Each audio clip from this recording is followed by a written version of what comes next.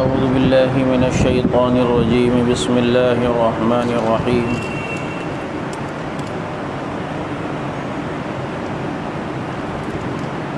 وقال الملك ائتوني به استخلصه لنفسي فلما كلمه قال إنك اليوم لدينا مكين أمين قال اجعلني على خزائن الأرض إني حفيظ عليم صدق اللہ العظیم۔ حضرت یوسف علیہ السلام کے واقعات کے ذیل میں نے آپ حضرات کے سامنے حضرت یوسف علیہ السلام کے واقعات میں واقعے میں کچھ جو نقطے تھے اس کو بھی بیان کیا تھا، اور ہم یہاں تک پہنچے تھے کہ حضرت یوسف علیہ السلام کو جیل میں ڈال دیا گیا، اور پھر اس کے بعد حضرت یوسف علیہ السلام جیل میں ہیں اور اللہ کی توحید کی دعوت دیتے ہیں، اور پھر حضرت یوسف علیہ السلام کو دو قیدی اپنا خواب بتاتے ہیں، وہ ان کو تعبیر بتاتے ہیں، ایک ان میں رہا ہو جاتا ہے، ایک کو سزائے موت ہوتی ہے، اور جو رہا ہوتا ہے وہ اس وقت کے بادشاہ کا ساقی بنتا ہے، اسے شراب پلانے والا بنتا ہے۔ پھر اتفاق سے بادشاہ خواب دیکھتا ہے اور وہ اس کی تعبیر لوگوں سے پوچھتا ہے، اور تعبیر لوگ بتا نہیں پاتے، تو یہ رہا ہونے والے قیدی کو یاد آتا ہے کہ جیل میں یوسف نے مجھے تعبیر بتائی تھی، تو وہ صحیح نکلی، وہی تعبیر بتائے گا۔ چنانچہ یوسف علیہ السلام کے پاس آتا ہے، بادشاہ کو کہتا ہے کہ جیل میں ایک آدمی ہے، میں اس سے تعبیر پوچھ کے آ جاؤں، کہا جاؤ پوچھو، پوچھ کے آئی۔ تو حضرت یوسف علیہ السلام نے تعبیر بتائی، بادشاہ نے جو خواب دیکھا تھا کہ کچھ 7 بڑی گائے ہیں موٹی اور 7 کمزور، اور یہ کمزور گائیں موٹی گائے کو کھا رہی ہیں، گندم کے 7 خوشے ہیں اور 7 تر و تازہ خوشے ہیں۔ اس کی یوسف علیہ السلام نے تعبیر بتائی کہ 7 سال فراوانی ہوگی، خوب بارشیں ہوں گی، خوب گندم اگے گی، غلہ اگے گا، اور 7 سال قحط کے آئیں گے۔ تو جب یہ بادشاہ کو تعبیر بتائی گئی تو بادشاہ نے کہا کہ ان کو لے کر آؤ، اتنا قیمتی آدمی جیل میں ہے۔ تو یوسف علیہ السلام نے فرمایا پہلے وہ عورتوں نے جو ہاتھ کاٹے وہ قصہ حل کرو۔ پھر زلیخا اور اس کی جو اور سہیلیاں تھیں بلایا گیا، یوسف علیہ السلام کی پاک دامنی کا اعتراف زلیخا نے کیا، اور حضرت یوسف علیہ السلام رہا ہوئے۔ اب یہاں سے ہمارا آج کا سلسلہ شروع ہوگا۔ حضرت یوسف علیہ السلام جب رہا ہو کر بادشاہ کے دربار میں آئے تو سلام کیا اور دعا کی۔ ایک سلام عربی میں کیا، دعا عبرانی زبان میں دی، چونکہ بادشاہ وہ خود کئی زبانوں پر مہارت رکھتا تھا، تو حضرت یوسف علیہ السلام کو بھی کئی زبانیں آتی تھیں، لیکن یہ 2 زبانیں بادشاہ کو نہیں آتی تھی، عربی اور عبرانی۔ تو اسے جھٹکا لگا، اور یہ کہنے ان کو بتانے کا مقصد بھی یہی تھا کہ اسے پتہ چلے کہ میرے اندر الحمدللہ اللہ نے اتنی صلاحیت رکھی ہے۔ اس نے کہا یہ تم نے کون سی زبان میں بات کی؟ تو کہا میں نے عربی میں اور عبرانی میں۔ تو کہا یہ 2 زبانیں بھی آپ جانتے ہو؟ کہا میں یہ بھی جانتا ہوں۔ تو حضرت یوسف علیہ السلام سے وہ اتنا متاثر ہوا، یہ کہتے ہیں کہ 1 سال اس نے حضرت یوسف علیہ السلام کو اپنے محل میں رکھا، مزید جانچنے اور پرکھنے کے لیے، ابھی عہدہ نہیں دیا۔ حضرت یوسف علیہ السلام کو پھر اس نے اپنا خاص آدمی بنایا اور کہا کہ بھائی اب میں آپ کو ذمہ داری دیتا ہوں۔ تو حضرت یوسف علیہ السلام نے فرمایا قال اجعلنی علی خزائن الارض، مجھے وزیر خزانہ بنا دیں۔ خود عہدے کی حضرت یوسف علیہ السلام نے فرمائش کی۔ اب یہاں پر یہ سوال آتا ہے کہ کیا خود عہدہ طلب کرنا یہ ٹھیک ہے؟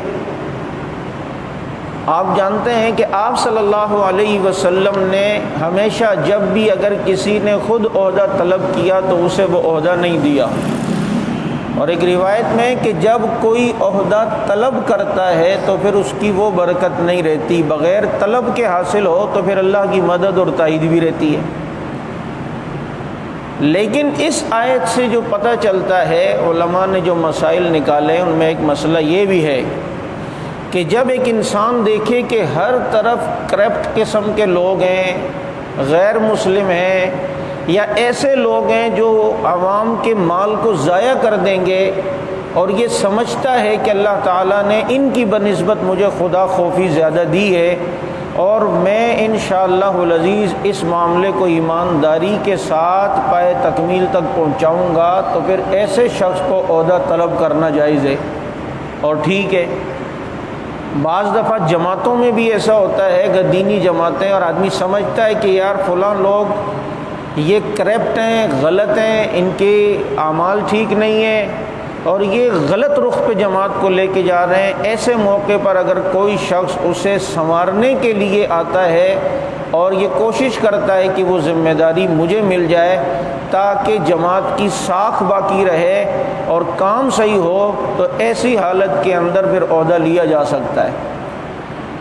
اب دوسری بات یہاں پر یہ آتی ہے کہ وہ بادشاہ تو ابھی تک کافر تھا، مسلمان وہ بعد میں ہوا، تو کیا کسی کافر بادشاہ کا عہدہ کسی مسلمان کے لیے لینا جائز ہے؟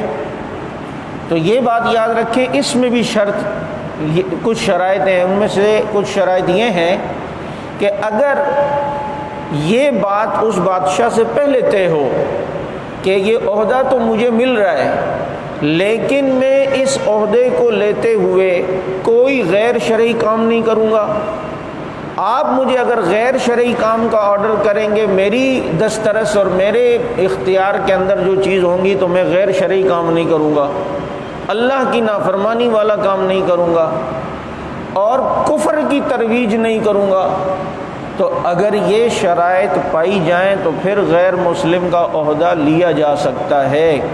لیکن اگر یہ ڈر ہو کہ میں ایک کافر بادشاہ کی آئی جی بن رہا ہوں یا وزیر بن رہا ہوں، وہ مجھ سے بندے بھی قتل کروا سکتا ہے، مجھ سے زبردستی لوگوں سے تاوان بھی لے سکتا ہے، زبردستی لوگوں کے مال بھی لٹوا سکتا ہے، تو اب ایسے آدمی کا عہدہ لینا جو ہے وہ جائز نہیں ہے اور ٹھیک نہیں ہے۔ اس لیے پھر اس وقت انسان کو جو ہے وہ بچنا چاہیے۔ چنانچہ حضرت یوسف علیہ السلام کو یہ عہدہ ملا۔ اب حضرت یوسف علیہ السلام نے اس انداز میں خوش اسلوبی سے نظام چلایا کہ سب حیران رہ گئے، کہ انہوں نے بادشاہ نے کہا کہ یہ 7 سال جو ہم گندم جب اسٹور کریں گے تو اگلے 7 سال تک یہ چلے گی کیسے، خراب نہیں ہوگی؟ تو فرمایا کہ اس گندم کو اس کے خوشوں کے ساتھ ہم نے رکھنا ہے، بالکل خوشوں سے جڑ سے نہیں اکھاڑنا، اس لیے کہ پھر یہ زیادہ عرصے تک جو ہے وہ چلے گی، اور پورا ایک نظام اور ایک سسٹم دیا۔ اور اب چونکہ قحط 7 سال تک گندم خوب اگائی، اسے اسٹور کرتے رہے، اور جناب اس کے بعد پھر جب قحط کا سلسلہ شروع ہوا تو یہ قحط کئی جگہوں تک پھیلا۔ اب جو لوگ بھی آتے تھے تو انہیں ایک اونٹ کے سامان دیتے تھے کہ جو ایک اونٹ پر سامان لادا جا سکتا تھا، بس اتنا غلہ ملتا تھا ایک دفعہ کے چکر میں، اور پھر وہ دوسرے چکر میں آتا تھا تو پھر اسے دوبارہ بھی ایک اونٹ کے برابر جو ہے جو غلہ اٹھا سکے اونٹ، اتنا غلہ ملتا تھا، اور قیمت بھی جو ہے وہ ان سے لیا کرتے تھے۔ چنانچہ اب یہ جو قحط پھیلا تو یہ کنعان تک گیا، جہاں یوسف علیہ السلام کے والد بھی تھے اور بھائی بھی۔ اب یہ بھائی بھی جب آئے ہیں غلہ لینے، تو حضرت یوسف علیہ السلام نے اپنے خاص لوگوں کو پہلے سے بتلا دیا تھا کہ ممکن ہے کہ کنعان پر قحط کی زد میں اور وہاں سے بھی لوگ آئیں، اور اس طرح کے اگر کچھ لوگ نظر آئیں تو مجھے فوراً بتانا ہے۔ تو انہیں بتایا گیا کہ اس طرح کے آدمی آئے اور وہ 10 بھائی ہیں اور ایک ساتھ ہیں اور کنعانی اپنے کو کہتے ہیں۔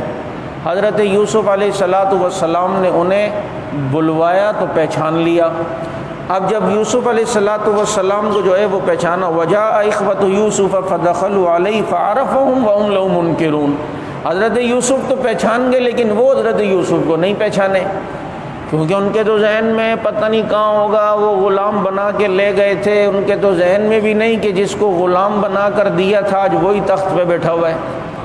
وَتُعِزُّ مَن تَشَاءُ وَتُذِلُّ مَن تَشَاءُ قُلِ اللَّهُمَّ مَالِكَ الْمُلْكِ تُؤْتِي الْمُلْكَ مَن تَشَاءُ وَتَنزِعُ الْمُلْكَ مِمَّن تَشَاءُ، جس کو چاہے بادشاہت دے، جس سے چاہے لے لے۔ حضرت یوسف علیہ السلام نے مزید ان سے باتیں کی تاکہ کنفرم ہو جائے کہ یہی میرے بھائی ہیں۔ ان سے کہا کہاں رہتے ہو؟ جی کنعان میں۔ اچھا اور کون کون ہے؟ جی ہمارے والد بھی ہیں۔ اچھا وہ کیوں نہیں آئے؟ وہ تو بہت بوڑھے ہیں۔ کیا نام ہے؟ جی یعقوب۔ تھوڑا پیار سے بات کرتے تھے، تھوڑا سا سختی سے تاکہ ان کو شک نہ ہو۔ پھر کہا کہ اچھا اور کون ہے؟ کہا ہمارا ایک اور بھائی بھی ہے۔ کہا اس کا کیا نام ہے؟ کہا بنیامین۔ کہا اور کوئی نہیں ہے؟ کہا ایک تھا، اسے وہ جنگل میں گم گیا۔ اب یقین ہو گیا کہ یہ وہی ہیں۔ تو کہا اپنے اس بھائی کو کیوں نہیں لائے؟ ایک اونٹ کے برابر غلہ زیادہ ملتا۔ تو بھائیوں نے کہا اصل میں ہمارے والد کا ایک بیٹا تھا یوسف، وہ جنگل میں گم گیا تھا، تو ان سے وہ بہت محبت کرتے تھے۔ جب سے وہ گما ہے تو اب انہوں نے اپنی محبت جو ہے وہ بنیامین کو دے دی ہے اور یوسف کو یاد کرتے ہیں۔ کتنی بڑی بات ہے کہ اس موقع پر آنسوؤں کو ضبط کرنا، اور اس موقع پر انسان اپنے آنسوؤں کو ضبط کرے۔ حضرت یوسف علیہ السلام نے فرمایا اچھا تم ایسا کرو، مجھے کیسے پتہ چلتا ہے کہ تم دوسرے ملکوں کے جاسوس نہیں ہو؟ تو اگر جاسوس نہیں ہو تو اب مجھے اس کا ثبوت دینا ہے کہ آئندہ جب گندم لینے آؤ تو اپنے بھائی کو بھی لے کر آنا، تاکہ میں دیکھوں تم نے سچ بولا ہے یا غلط بولا ہے، تمہارا واقعی کوئی بھائی ہے بھی یا نہیں۔ اور یہ یاد رکھو کہ اگر تم نے فَإِن لَّمْ تَأْتُونِي بِهِ فَلَا كَيْلَ لَكُمْ عِندِي وَلَا تَقْرَبُونِ، اگر تم اپنے اس بھائی کو لے کر نہ آئے نا تو پھر یہ امید نہ رکھنا کہ میں تمہیں گندم دوں گا، پھر گندم نہیں ملے گی، پھر تو سمجھو تم نے غلط بیانی کی ہے، جھوٹ بول رہے ہو۔ اب جب یہ بھائی جانے لگے تو ایک خاص آدمی کو حضرت یوسف علیہ السلام نے، چونکہ انہوں نے قیمت تو کہا کہ جو قیمت دے نا تو خاموشی سے ان کے سامان میں رکھ دینا انہی کو، کیونکہ حضرت یوسف علیہ السلام کے بھائی ہیں۔ ان کے ایک ذہن میں یہ تھا کہ یہ اس کی جب گندم کو کھولیں گے تو اپنے والد کو بتائیں گے، تو والد چونکہ نبی ہیں تو وہ یہی کہیں گے کہ یہ حکومت کا مال ہے اور غلطی سے آیا ہے بیٹا، یہ امانت واپس پہنچانے کے لیے جاؤ، تو اس وجہ سے یہ آئیں گے ضرور دوبارہ، اور آئیں گے تو شرط ان کو میں نے بتا دی کہ بھائی کو بھی لے کے آنا ہے۔ اور دوسرا یہ کہ حضرت یوسف علیہ السلام نے یہ سوچا کہ کیا پتہ ان کے پاس اس وقت مالی پوزیشن کیا ہو، تو چلو یوں ذرا ان کی خدمت بھی ہو جائے، تو یوں ان کی خدمت بھی کی۔ اور وہ الگ بات ہے کہ بعد میں وہ پیسے جتنے بھائیوں کو لوٹائے تھے وہ اپنی طرف سے اپنے خزانے میں جمع کروا دیا۔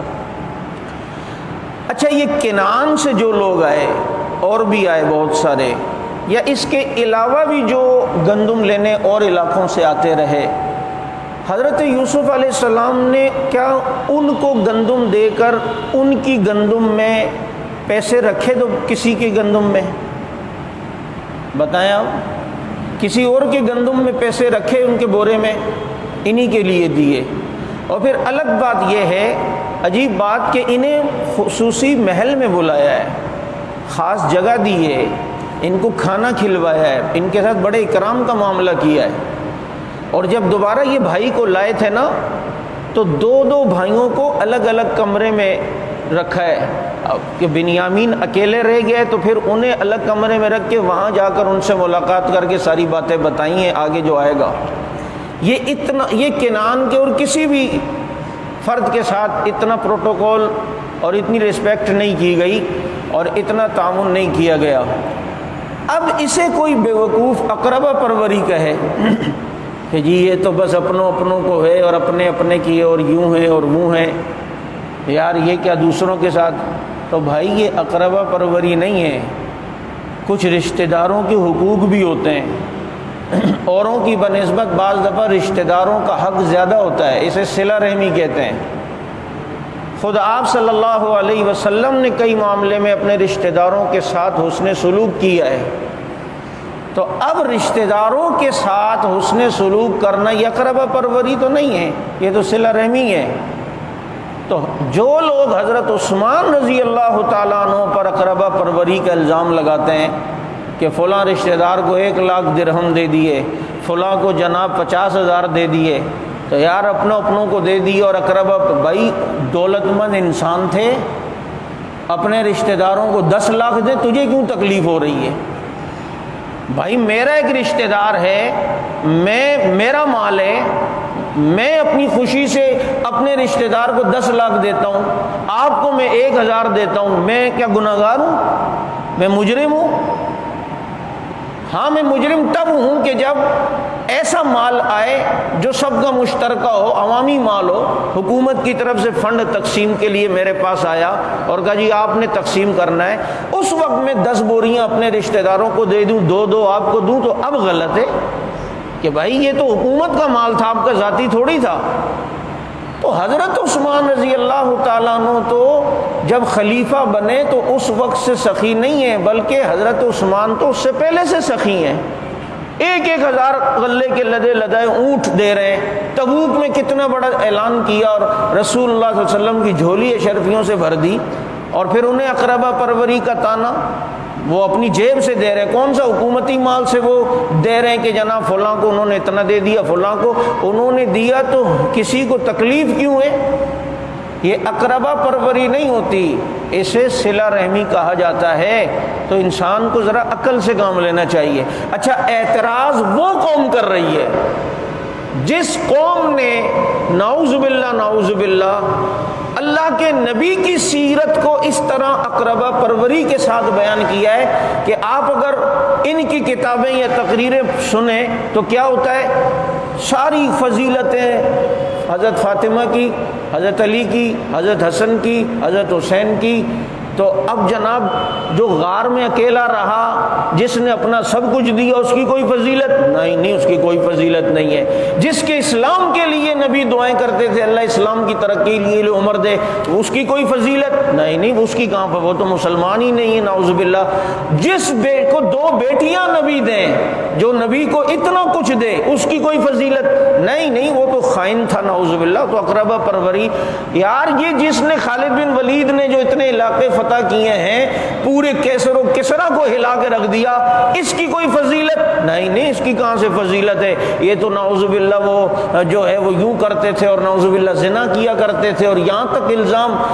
اب مجھے بتاؤ یہ قوم کس منہ سے حضرت عثمان پر اقربا پروری کا الزام لگاتی ہے کہ تم نے جو نبی کی سیرت کا نقشہ پیش کیا ہے، کوئی غیر مسلم اگر وہ سیرت پڑھے تو اس کے ذہن میں سوال آئے گا یا نہیں کہ یار یہ نبی تو فضیلتیں صرف اپنے گھر والوں کو ہی بانٹ رہے ہیں، صرف اپنے گھر والوں کو ہی دے رہے ہیں، وہ جو مارے کھا رہے تھے ان کی کوئی فضیلت نہیں ہے، ان کے تو کوئی بات نہیں بیان کی، جو فضیلت ہے بیٹی کی ہے یا داماد کی ہے یا نواز کی ہے۔ لیکن جب یہی غیر مسلم اگر مسلمانوں کی کتابیں پڑھے گا اور نبی کی سیرت، تو اسے پتہ چلے گا کہ اگر فضیلت اپنی بیٹی کی بیان کی ہے تو رسول اللہ صلی اللہ علیہ وسلم نے فضیلت حبشے کی کالے بلال کی بھی بیان کی ہے۔ جو نبی اپنی بیٹی کے آنے پر استقبال پہ کھڑے ہو کر اپنی بیٹی کو عزت دیتا ہے، یہی نبی ایک غلام کو فتح مکہ کے دن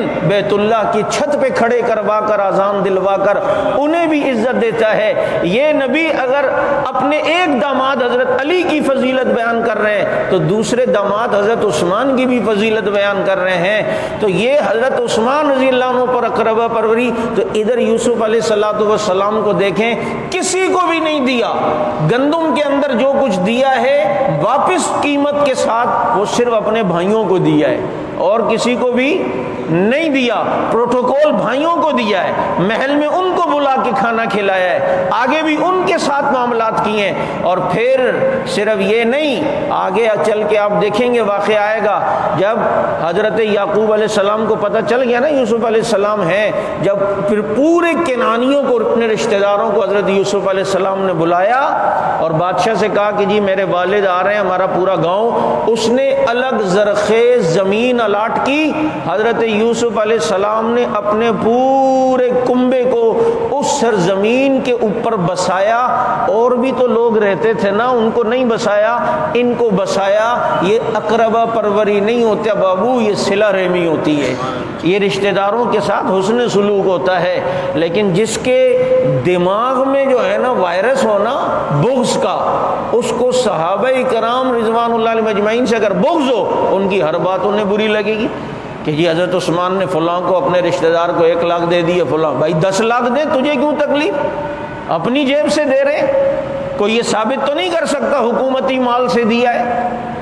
اس لیے یہ دیکھیں حضرت یوسف علیہ السلام نے اپنے بھائیوں کو مال میں قیمت رکھ دی۔ اب جب یہ گئے اور پہنچے اور جب اپنے سامان کو کھولا تو اندر جو ہے دیکھا یہ پیسے اس کے اندر ہیں، جو قیمت تھی اس کے اندر۔ اپنے والد صاحب کو جا کے کہا، قالوا یا ابانا، اچھا پہلے یہ کہا کہ ابا جان بات یہ ہے کہ ہمیں مصر کے اس نے عزیز مصر نے یہ کہا ہے کہ اس وقت تک گندم نہیں دوں گا کہ بھائی کو جب تک نہیں لاؤ گے۔ تو حضرت یعقوب علیہ السلام کو ایک جھٹکا تو لگا، یہ دوبارہ کوئی سازش نہ کر رہے ہوں، پہلے بھی یوسف کے متعلق فرمایا قال هل آمنکم علی کما امنتکم علی اخی من قبل، کیا میں ایسے تم پر بھروسہ کروں جیسے بنیامین کے بھائی کے متعلق بھروسہ کیا تھا؟ ایسا نہیں ہو سکتا۔ انہوں نے کہا اگر آپ نہیں بھیجیں گے تو گندم ہی نہیں دے گا، آپ قافلے والوں سے بھی پوچھ لیں، اس نے شرط یہ لگائی ہے۔ اور جب گندم کو کھولا اندر سے پیسے بھی نکل آئے، فرمایا یا ابانا ما نبغی، ابا جان اور کیا چاہیے، پیسے بھی مل گئے، گندم بھی مل گئی۔ اب آپ نے جانا ہے اگلے سفر میں، ہم نے اگر جانا ہے تو بنیامین کو بھیجنا پڑے گا۔ چنانچہ اب واپسی دوبارہ سفر، گندم ختم ہونے والی تھی، واپس جب حضرت یعقوب علیہ السلام نے بنیامین کو ساتھ بھیجا، اب جو 11 بھائی ہو گئے نا، تو حضرت یعقوب علیہ السلام نے انہیں کچھ وصیت کی پہلے اور نصیحت کی، اور وہ یوں تھی، فرمایا کہ بیٹا جب تم وہاں پہنچو نا تو پھر ایک دروازے سے جو ہے وہ داخل نہیں ہونا، اب جب وہاں جاؤ تو وقال یا بنی لا تدخلوا من باب واحد وادخلوا من ابواب متفرقہ، کہ الگ الگ دروازے سے جانا ہے۔ ایک تو یہ کہ ہو پکڑے نہ جاؤ، ایک تدبیر یہ بھی تھی کہ پتہ نہیں بادشاہ کے ذہن میں کیا ہے، اس نے سامان میں قیمت بھی بھیج دی ہے اور آپ خاموشی سے گندم لے آؤ۔ اور دوسری جو بڑی وجہ بتاتے ہیں وہ یہ کہ یہ 11 بھائی ایک ساتھ جاؤ گے تو نظر نہ لگ جائے، سب دیکھیں گے، او یار ایک گھر کے 11 بھائی، واہ واہ ایک گھر کے، تو ان کو وہ نظر سے بچانے کے لیے ایک تدبیر ہے۔ تو تدبیر آدمی کر سکتا ہے، باقی ان الحکم الا للہ، حضرت یعقوب کہتے ہیں حکم تو اللہ ہی کا چلتا ہے، نظر لگنی ہوگی، پکڑے جانا ہوگا، کچھ ہوگا، وہ تو پھر اللہ ہی کی مرضی ہے، ہمارے ذمے تدبیر ہے۔ علیہ توکلت علیہ فلیتوکل المتوکلون، اسی پر توکل ہے، اور جو متوکل لوگ ہوتے ہیں صرف اللہ ہی پر توکل کرتے ہیں۔ تو تدبیر ہو، یہ جو لوگ کہتے ہیں نا کچھ نہیں ہوتا یار اللہ مالک ہے، تو مالک تو اللہ ہی ہے، لیکن ذرا گھر سے باہر جایا کرو تو تالے لگائے بغیر جایا کرو نا، دروازہ کھول کے، اس وقت بھی تو اللہ مالک ہوتا ہے، وہاں تدبیر کیوں اختیار کرتے ہیں؟ یہ توکل نہیں ہے، یہ بے وقوفی ہے۔ اب چپل جو ہے وہ سامنے رکھی ہوئی ہے، نئی عید کی چپل ہے، چوری کر کے کوئی چور لے گیا، ارے یار ہم تو اللہ پہ بھروسہ کر کے گئے تھے، باہر سے گاڑی کوئی لے گیا، لاک کی تھی، نہیں جی لاک تو نہیں کی تھی، میں نے کہا اللہ کی نماز کے لیے جا رہا ہوں، اللہ ہی حفاظت کرے، تو یہ توکل ہے کیا؟ یہ تو بے وقوفی ہے۔ میرے نبی کے پاس ایک شخص آیا فرمایا اللہ کے نبی گھوڑا ایسے ہی چھوڑ کے آؤں؟ فرمایا باندھا نہیں؟ فرمایا نہیں۔ فرمایا پہلے اس کو باندھو پھر اللہ پر توکل کرو، کہ پتہ چلا جو تدبیر میں لکھا ہے وہ ہو گیا تو پھر اللہ تعالیٰ کے متعلق جو ہے وہ ذہن میں وسوسے نہ آئیں۔ تو یہ نظر چونکہ حق ہے، اللہ کے نبی کے ارشاد کا مفہوم ہے کہ نظر اونٹ کو ہنڈیا تک اور انسان کو قبر تک پہنچا دیتی ہے۔ ہنڈیا تک یعنی مرنے والی اونٹ ہوگی، کسی کی نظر لگ گئی اونٹنی پر، اب وہ ظاہر بات ہے ذبح تو کرے گا نا۔ تو نظر اتنی خطرناک چیز ہے، یہ بات یاد رکھیں۔ یہ آج اکثریت کے ساتھ جو مسئلے بنے تو وہ سمجھتے ہمارے اوپر سحر ہو گیا، جادو ہو گیا، یہ ہو گیا ہے، لیکن یہ بات یاد رکھیں اگر 100 افراد ہیں نا اور 100 ڈھیلے ڈالے ہوئے ہیں تو ان میں 1-2 پر جادو ہوگا یا سحر ہوگا، 98% پر نظر ہے۔ اور اس کی علامات کچھ یوں ہوتی ہیں، بعض علامات کہ ایک تو آنکھوں پہ ہر وقت بھاری پن رہنا، آنکھوں سے درد سے شروع ہو کر دماغ تک جائے گا، دماغ سے سر تک، پھر یہاں سے کندھے بھاری بھاری لگنے لگتے ہیں، یہ سب نظر کی علامات ہیں۔ پھر کبھی کبھی ایسا ہوتا ہے کہ اچھا خاصا انسان جو اپنے کو صاف ستھرا رکھتا ہے، ہر وقت ذرا بن شن کر رہنے کی کوشش کرتا ہے، لیکن اس کے اندر ایک سستی آ جاتی ہے، اسے بننا سنورنا مزہ نہیں آ رہا ہوتا، دل نہیں بس یار صحیح ہے، ایسی سرسری کنگھی کر دی، سرسری منہ، تو اب جو اس کے اندر یہ چینجنگ آئی یہ بھی ایک نظر کی علامت بتائی جاتی ہے۔ ہر وقت غنودگی، ہر وقت جو ہے کندھوں کا بھاری رہنا، یہ ساری چیزیں ہوتی ہیں نظر۔ اب اس کے لیے انسان نظر کی جو دم وغیرہ ہے اس کو انسان کروائے، اور نظر حق ہے، العین حق، یہ نظر تو لگ جاتی ہے۔ اور عجیب بات ہے کہ جن کی نظر لگتی ہے نا یہ لوگ ماشاءاللہ سبحان اللہ بارک اللہ یہ بولتے بھی کم ہیں۔ حضرت سہیل رضی اللہ تعالیٰ عنہ، سہیل بن حنیف خوبصورت سفید جسم والے تھے، نہانے کے لیے انہوں نے اپنی قمیض اتاری تو حضرت عامر بن ربیعہ رضی اللہ تعالیٰ عنہ کی نظر پڑ گئی، اور دیکھ کے کہا کہ اتنا خوبصورت جسم تو میں نے کسی کا نہیں دیکھا، تو وہ نظر ان کو لگ گئی۔ تو اللہ کے نبی کو پتہ چلا، اب یہ عامر بن ربیعہ کو سخت بخار ہو گیا، بیمار ہو گئے، تو اب اللہ کے نبی کو پتہ چلا تو سہیل بن حنیف بیمار ہو گئے، تو عامر بن ربیعہ کو ڈانٹا کہ تم نے برکت کی دعا کیوں نہیں کی؟ جب یہ تمہیں اچھی لگا تھا جسم، اور ان کے جسم کی اتنی چمک اور اتنے سفیدی تمہیں اچھی لگی تو وہاں برکت کی دعا کیوں نہیں دی؟ پتہ چلتا ہے کہ اگر کوئی چیز اچھی لگے تو نظر سے بچانے کے لیے وہاں بارک اللہ بول دیں یا ماشاء اللہ بول دیں تو انشاءاللہ العزیز امن رہے گا۔ اور پھر اللہ کے نبی نے اس نظر اتارنے کا ٹوٹکا اور نسخہ بتایا کہ حضرت عامر بن ربیعہ کو فرمایا کہ تم وضو کرو، اور تمہارا جو پانی ہے وضو کا، یہ مستعمل پانی کسی برتن میں جمع ہو، اور پھر اس کو سہیل بن حنیف کو دو، وہ اس سے نہائے۔ چنانچہ انہوں نے وضو کیا، اور وضو کر کے جو ہاتھوں منہ سے جو پانی ٹچ ہو کے جا رہا تھا برتن میں، ہاتھوں سے جو پانی جا رہا تھا برتن میں، پھر پاؤں بھی جو دھوئے تو وہ بھی اسی برتن میں، اب اسی پانی کو لے کر حضرت سہیل بن حنیف رضی اللہ تعالیٰ نے غسل کیا، اپنے سر پہ ڈالا، جسم پہ ڈالا، تو وہ نظر ٹوٹ گئی اور نظر کا اثر چلا گیا۔ تو جب کنفرم پتہ ہو، بعض دفعہ خاندانوں میں گھر میں پتہ ہوتی ہے کہ اس کی نظر لگتی ہے، تو اگر کنفرم سا ہو تو اسے یوں کہہ دے یار تو پانی سے وضو کر، اور ایک ٹب کے اندر وہ پانی جمع کریں اور اس سے جو ہے غسل کریں، انشاءاللہ العزیز نظر جو ہے وہ اتر جائے گی۔ لیکن بعض دفعہ یہ